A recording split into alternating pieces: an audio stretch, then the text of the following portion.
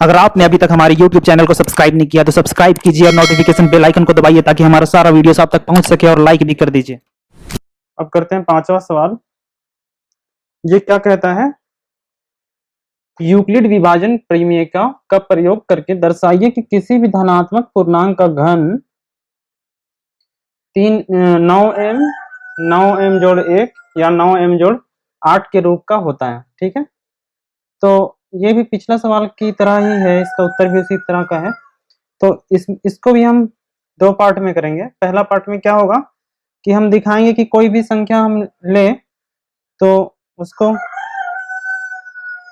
3q plus 1 या फिर 3q plus 2 के रूप में लिख सकते हैं, जो हमने पिछले बार दिखाया था। अगर कोई भी हमारे पास एक संख्या है a बराबर, तो या तो वो 3q होगा या 3q प्लस 1 होगा या 3q प्लस 2 होगा। फिर इन तीनों का घन लेंगे, उसके बाद उसको दिखाएंगे कि या तो वो 9m या फिर 9m जोड़ 1 या फिर 9m जोड़ 8 के रूप में होगा। ठीक है, जैसा हमने पिछले बार किया था, वर्ग लेके दिखाया था और उसमें वर्ग जो हमारा 3m या फिर 3m जोड़ 1 के रूप में होता था, उसी तरह से इसमें घन लेके दिखाना है। वही ऐसे ही करना है जैसे करना है, जैसे पिछले सवाल में किया था। इसमें बस वर्ग की जगह में घन लेना है। ठीक है, अब घन को इंग्लिश में क्या बोलते हैं वो भी मैं बता देता हूँ। घन को बोलते हैं इंग्लिश में, ये होता है क्यूब। ठीक है, तो घन की जगह में आप क्यूब भी बोल सकते हैं। अभी से आदत डाल लेंगे तो जब 11वीं कक्षा में जाएंगे तो दिक्कत नहीं होगा। ठीक है, तो चलिए उसी तरह से करते हैं। माना कोई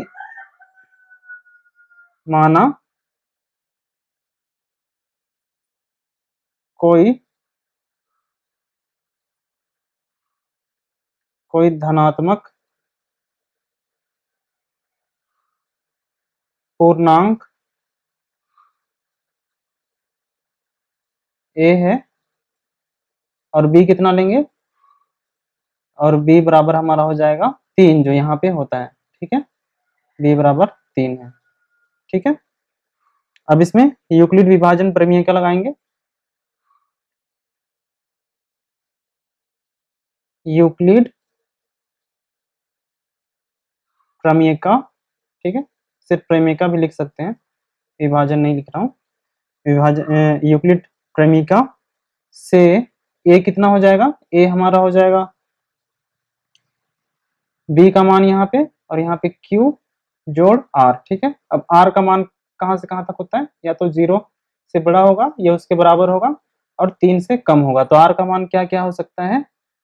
r हमारा 0, 1 या 2 हो सकता है। ठीक है, तो यहाँ से हमें क्या मिल जाएगा? a बराबर हमारा क्या हो सकता है? a हमारा हो सकता है या तो 3q, जब r हमारा 0 हो तो 3q होगा, या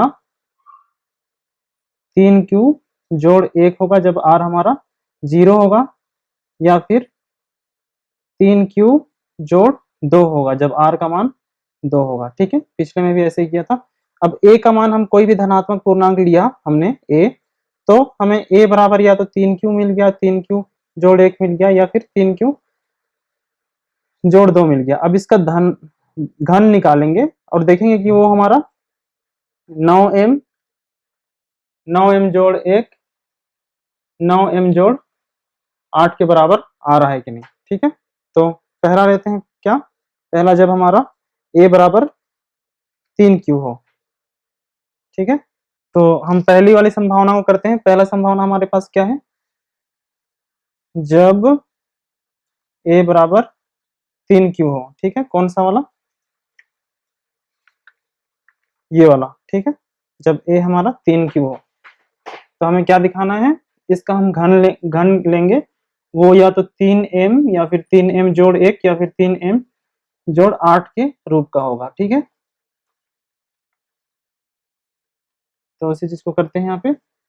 जहां q हमारा क्या है? कोई पूर्णांक है। जहां q कोई पूर्णांक है। ठीक है, अब इसका घन लेते हैं।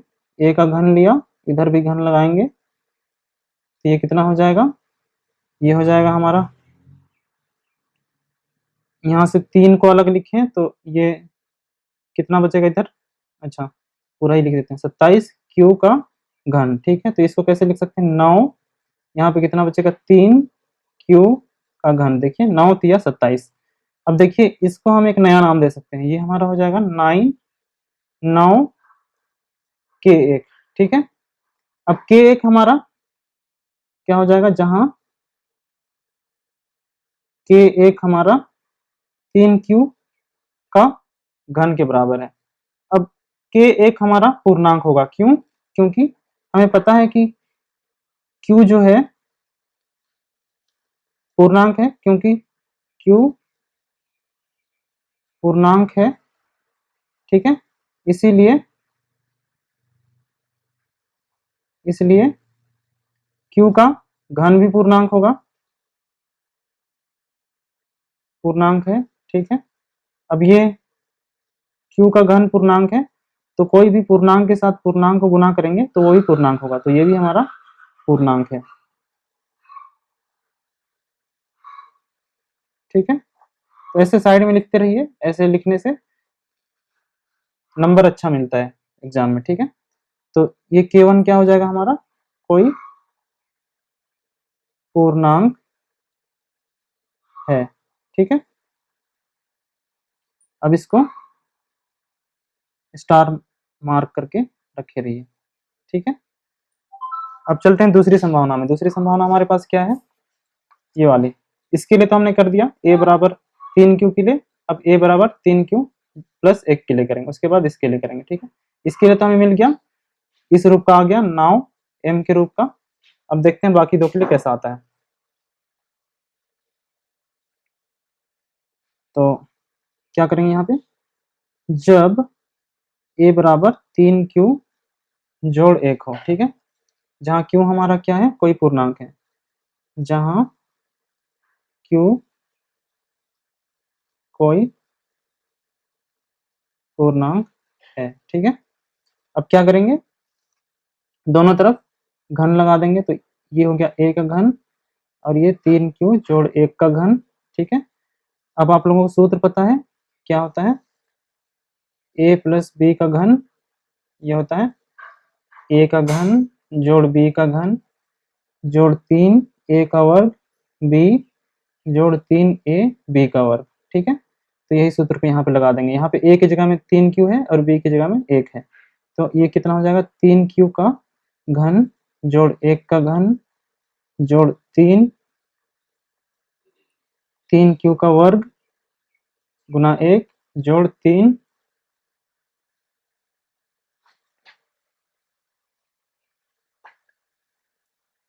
3 क्यू गुना 1 का वर्ग, ठीक है।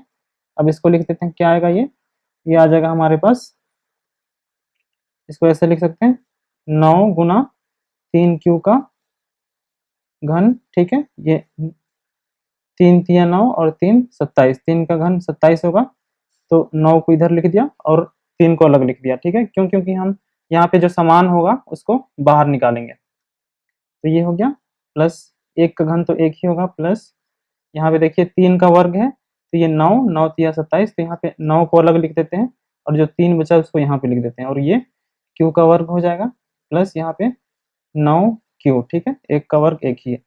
अब देखिए 9 इसमें इसमें और इसमें समान है, तो तीनों को एक साथ लेते हैं, तो ये हो गया 9, यहाँ पे कितना बचा 3 क्यू का घन जोड़ यहाँ पे कितना बचा 3 क्यू का वर्ग और यहाँ पे कितना बचा क्यू और ये बचा 1, ठीक है।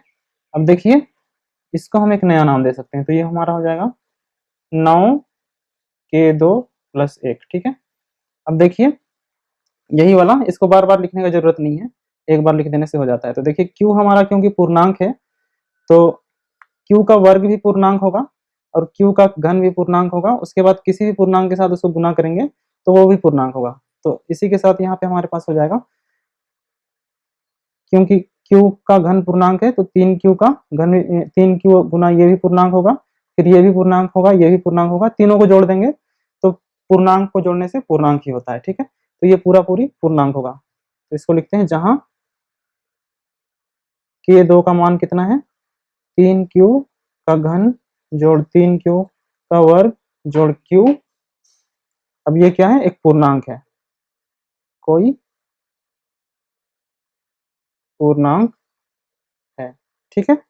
अब देखिए ये क्या आया, हमारा ए क्यूब का मान आया, ठीक है। इसको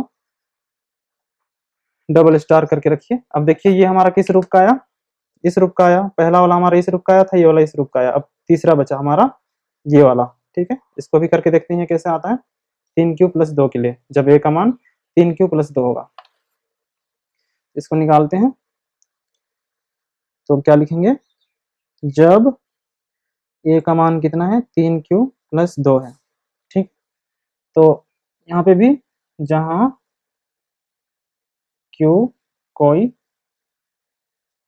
पूर्णांक है, ठीक है, तो यहाँ से इसका भी घन लेंगे, ए का घन बराबर 3q+2 का घन, ठीक है। अब यही वाला सूत्र यहाँ पे फिर से लगा देंगे नीचे में, ठीक है। तो इसको लगा दे रहा हूँ, उसको दोबारा नहीं लिख रहा हूँ। तो ये कितना हो जाएगा, ये हो जाएगा 3q का घन प्लस 2 का घन प्लस 3q का वर्ग गुना 2 प्लस 3q और ये 2 का वर्ग, ठीक है। ये कितना आ जाएगा, अब देखिए इसको 9 को अलग से लिख ले रहा हूँ और जो 3 छूटा उसको अलग से। तो ये हो गया 9, उसके बाद कितना बचा, 3q का वर्ग, ठीक है, सॉरी 3q का घन प्लस ये हो गया 8 प्लस ये हो गया यहाँ पे 3 का वर्ग 9 और ये जो 3 बचा उसको अलग से लिख रहे हैं, और ये q का वर्ग और ये 2, तो ये 3 दूने 6 होगा, तो इसका वर्ग बचेगा। जोड़ यहाँ पे 9 को अलग से लिख लिया और यहाँ पे 4 बचा और ये q, ठीक है। तो आगे करते हैं। तो ये है हमारे पास। अब देखिए 9 इसमें इसमें और इसमें समान है, तो तीनों को बाहर निकाल देंगे, ठीक है। तो ये कितना हो जाएगा, 9 बाहर आ गया, यहाँ से कितना बचेगा, 3q का घन, फिर यहाँ से कितना बचेगा, 6q का वर्ग, और यहाँ से कितना बचा, 4q प्लस ये जो 8 बचा ये यहाँ पे। अब देखिए पहले की तरह इसको भी एक नया नाम दे सकते हैं। तो ये हो गया हमारा 9k3 जोड़ 8। अब देखिए k3 जो है वो हमारा एक पूर्णांक होगा, क्यों, ये मैं आप लोगों को पहले ही बता चुका हूँ, ठीक है। क्यों, क्योंकि q का घन पूर्णांक होगा, 3 के साथ गुना करेंगे तो वो भी पूर्णांक होगा, q का वर्ग पूर्णांक होगा, तो 6 के साथ उसको गुना करेंगे तो वो भी पूर्णांक होगा, फिर q तो पूर्णांक है ही, इसको 4 से गुना करेंगे तो वो भी पूर्णांक होगा, फिर तीनों पूर्णांक है तो इन तीनों को जोड़ेंगे तो वो भी एक पूर्णांक होगा, ठीक है। तो यहाँ पे क्या लिखेंगे, इसको बार बार लिखने की जरूरत नहीं है, जो मैं बोला बस समझने के लिए एक बार यहाँ पे लिख दिया था काफी है, ठीक है। तो ये क्या हो जाएगा, ये तो हमारा आया a का घन बराबर इतना, इसको ट्रिपल स्टार कर देते हैं, ठीक है। तो जहां k3 का मान कितना है, 3q का घन जोड़ 6q का वर्ग प्लस 4q कोई पूर्णांक है, ठीक है। अब देखिए हमें क्या प्राप्त होता है, यहाँ से ट्रिपल स्टार में हमें क्या मिला, a घन बराबर 9k1, फिर डबल स्टार से क्या मिला, a का घन बराबर 9k2 प्लस 1 का घन, फिर ट्रिपल स्टार से क्या मिला, a का घन बराबर 9k3 प्लस 8 का, ठीक है। अब देखिए इसी रूप में आया, पहला वाला हमारा 9m आया, दूसरा में 9m जोड़ 1 आया और तीसरा में 9m प्लस 8 आया। तो इसी रूप में हमने दिखा दिया कि किसी भी धनात्मक पूर्णांक को यदि हम उसे घन निकालेंगे तो इन्हीं 3 रूप में आएगा। तो उसी चीज को अब यहाँ पे लिख लेते हैं। हमें समीकरण स्टार, डबल स्टार और ट्रिपल स्टार से प्राप्त होता है